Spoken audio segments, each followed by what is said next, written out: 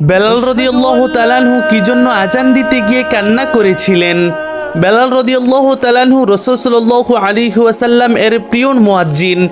নবীজি যখন ছিলেন মদিনার বাতাসেও আজানের সুর ভেসে বেড়াতো, কিন্তু রসুলের চলে যাওয়ার পর বেলাল রাদিয়াল্লাহু তাআলা আনহু আর আজান দিতে পারতেন না।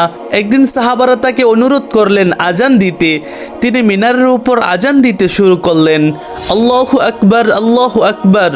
তার কণ্ঠ তখনও স্থির ছিল, কিন্তু যখন বললেন আশহাদু আন্না মুহাম্মাদার রাসূলুল্লাহ, তখনই তার গলা কেঁপে উঠল, চোখের পানি এসে গেল।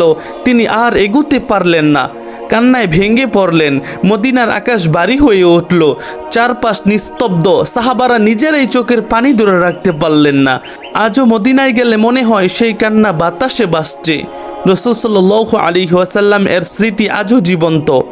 আল্লাহুম্মা সাল্লি ওয়া সাল্লিম আলা নাবিয়িকা মুহাম্মদ। এই গল্প হৃদয় ছুঁয়ে গেল। এটাই ছিল নবীজির প্রতি সাহাবাদের ভালোবাসা। যারা যারা নবীকে ভালোবাসেন কমেন্ট বক্সে সাল্লাল্লাহু আলাইহি ওয়াসাল্লাম লিখতে বলবেন না।